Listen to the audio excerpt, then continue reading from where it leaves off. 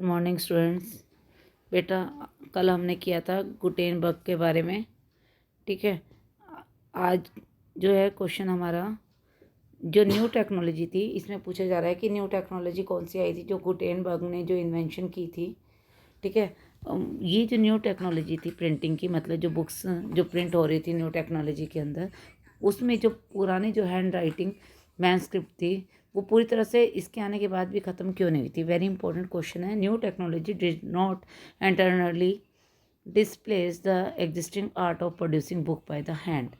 In fact इसमें क्या बताया गया है कि जो प्रिंट बुक है, जो किताबें किस में जो हैं बनाई जा रही हैं टेक्नोलॉजी के थ्रू, मशीन्स के थ्रू, रिटर्न वो किसकी तरह दिखाई दे रही है। Resemble the writing manuscript in appearance and layout.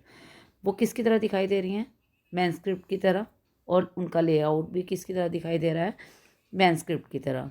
जो लेटर्स हैं, मेटल लेटर्स, जो ये मशीन्स के थ्रू जो भी लेटर्स जो बनाए जा रहे थे, कास्ट किए जा रहे थे, वो किसकी तरह इमिटेट है, हैंड राइटिंग स्टाइल की तरह ही लिखे जा रहे हैं। ठीक है, बॉर्डर को क्या किया जा रहा है, सजाया जा रहा है किससे, फूल पत्तियों से, पिक्चर से।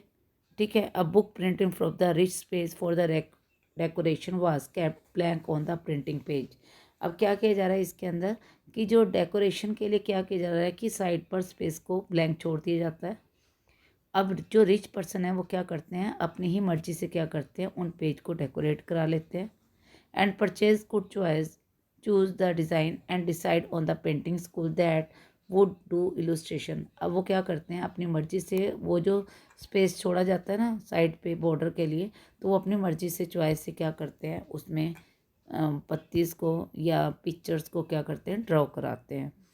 40, 50 और 50-50 के अंदर जो प्रिंटिंग प्रेस थी वो कहाँ पर सेट हुई, setup in the most Europe के अंदर।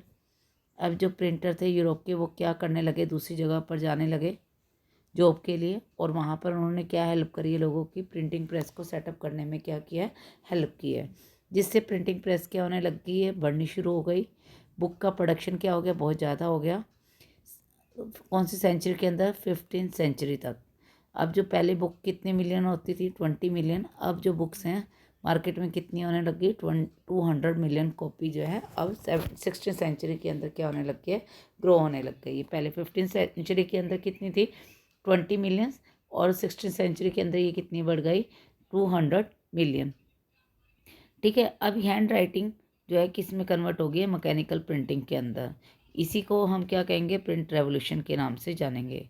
नेक्स्ट टॉपिक है हमारा the print revolution and its impact. अब वो कह रहा है कि जो प्रिंट, जो किताबों में जो भी चेंजेस आई हैं और उसका क्या इफेक्ट हुआ है। What was the print revolution, क्या होता है print revolution, and it was, ये क्या एक तरह की डेवलपमेंट है, ये क्या है, एक तरह का जो वे है, किस चीज़ का, प्रोडक्शन ऑफ गुड है, जो भी बुक्स को प्रोड्यूस करने का एक क्या है, वे है। ये क्या कर रहा है, अब किताबें ज़्यादा हो जाएंगी तो लोगों की लाइफ क्या हो जाएगी, चेंज हो गई है। और उनका रिलेशनशिप किसके साथ, जो भी पहले क्या होता था, लोग कौन से उसमें मतलब ओरल लाइफ में जीते थे, कि जैसे किसी ने क्या किया, आपको कुछ सुना दिया और आपने क्या ले लिया, एक नॉलेज को गेन कर लिया। बट जैसे ही बुक्स आने लगी तो लोगों के अंदर क्या आने लग गया कि उनकी लाइफ क्या हो गई, चेंज हो गई। उनका रिलेशनशिप, अब relationship to information and knowledge, अब उनको क्या मिलने लगी है, बुक्स पढ़ी हैं तो उससे उनको इन्फॉर्मेशन और नॉलेज उनकी क्या होने लग गई है, इंक्रीज़ हो गई।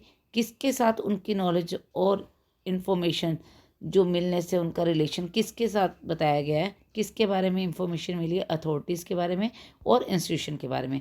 अब इनका जो उनके साथ रिलेशन था वो क्या होने लगा है, चेंज होने लगा है। किसके कारण, बुक्स के आने से। इट इन्फ्लुएंस पॉपुलर, ये क्या, इसने क्या किया, लोगों के अंदर क्या कर दिया, एक नया वे, एक नया तरीका ओपन कर दिया, जिससे लोग क्या कर सकें, अलग तरीके से सोच सकें। ठीक है, अब क्या हुआ, अ न्यू रीडिंग पब्लिक, एक नई तरह की रीडिंग पब्लिक एमर्ज हुई है। विद द प्रिंटिंग प्रेस के आने से एक नई तरह की लोग क्या करने लगे हैं, लोगों के अंदर जो है किताबों को पढ़ने की इंटरेस्ट क्रिएट हो गया है। प्रिंटिंग क्या, कैसे जो है लोगों के अंदर जो है रीडिंग जो है एमर्ज हुई है। एक तो बुक्स जो थी बहुत ज़्यादा हो गई थी तो उनकी कॉस्ट क्या हो गई, कम हो गई। लेबर और टाइम जो था बुक्स को प्रोड्यूस करने में, अब वो क्या हो गया, कम हो गया। Book came down and multiple copies could be produced later with greater ease. अब जो है बहुत सारी किताबों को एकदम प्रोड्यूस करना क्या हो गया, बहुत ही ईज़ हो गया। मार्केट के अंदर बुक्स बहुत ज़्यादा आने लग गई, हर एक पर्सन के पास अवेलेबल होने लगा बुक, ठीक है। Access to book create a new culture. अब सभी के पास जब किताबें आ जाएंगी तो उसने एक ऐसी कल्चर को क्रिएट किया, कौन सी कल्चर को, रीडिंग को। पहले जो रीडिंग थी सिर्फ अमीर लोग ही पढ़ते थे, बाकी कोई भी उसको नहीं पढ़ सकता था। क्यों? क्योंकि उसकी कॉस्ट जो थी बुक्स की बहुत ही महंगी थी। अब कॉमन पीपल भी क्या करने लगे हैं, पहले कॉमन पीपल कौन सी लाइफ में जीते थे, ओरल कल्चर के अंदर। अब जो है लोग, और वो क्या सुना करते थे, बैलेट्स, रीड आउट, उनको पढ़ के सुनाया जाता था बैलेट्स, सेक्रेट टेक्स्ट को, ठीक है, बैलेट्स को रिसाइट किया जाता था, फोक टेल को नरेट किया जाता था। यहाँ पर जो नॉलेज की जो ट्रांसफ़र हो रही है वो ओरल हो रही है। यहाँ पर सभी लोग क्या करते थे, इकट्ठे बैठते थे और people collectively heard a story, और परफॉर्मेंस को देखते थे। ये नहीं कि एक जने को स्टोरी सुना दी, उसने सुन ली, उसने नॉलेज को गेन कर लिया। यहाँ पर जो नॉलेज है वो कैसे ट्रांसफ़र हो रही है, सभी लोग क्या कर रहे हैं, इकट्ठे बैठ रहे हैं और वो क्या कर रहे हैं, स्टोरी को सुन रहे हैं। तो यहाँ पे जो परफॉर्मेंस थी वो कैसी थी, कॉमन थी, ठीक है। They did not read book individual silent, वो कभी भी किताबों को जो है अकेले बैठकर नहीं पढ़ते थे। Before the age of print के आने से पहले books are not only expensive, वो सिर्फ महंगी नहीं थी, उनका प्रोडक्शन भी बहुत ही कम होता था। अब बुक्स को reach out wider section of the people. अब क्या हो गया, सभी लोगों तक किताबें पहुंचने लगी।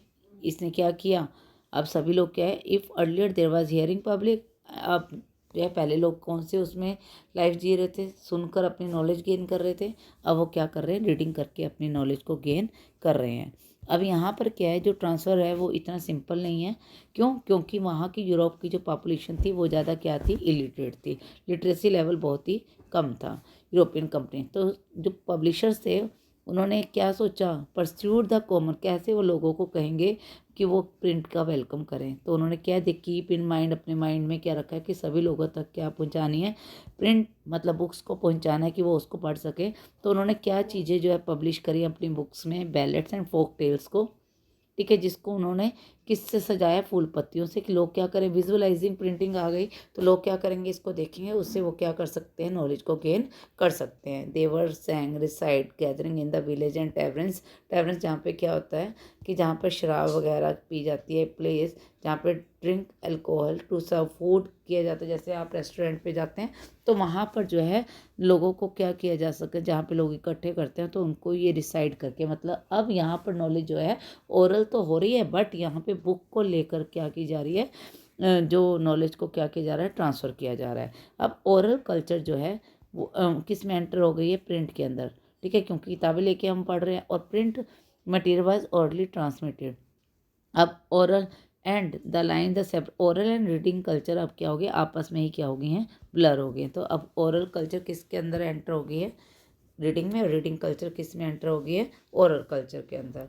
नेक्स्ट है religious debate and fear of the print. अब क्या हो गया कि लोगों को क्या मिलने लगी, नॉलेज मिलने लगी। अब उनके अंदर जो है द प्रिंट, अब जो है क्या हुआ है, नॉलेज मिली है, ठीक है। अब जो प्रिंट है उसने क्या क्रिएट कर दिया है, लोगों को नए आइडियाज़ सर्कुलेट करने में हेल्प किया है, ठीक है। इंट्रोड्यूस न्यू वर्ड्स और डिबेटेड डिस्कशन। अब लोग जब पढ़ने लग गए तो उनके अंदर क्या आएगी कि अब वो क्या करने लगे, डिबेट एंड डिस्कशन करने लग गए।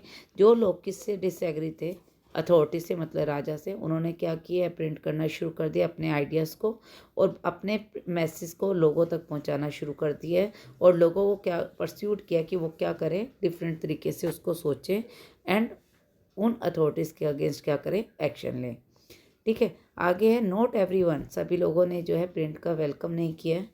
जिन्होंने वेलकम किया है, दोज हु डिड आल्सो, वो भी इसके आने से क्या कर रहे थे, डर रहे थे। क्यों? क्योंकि many were apprehensive effect the easier access to the print world, the wider circulation of word could have on mind people mind.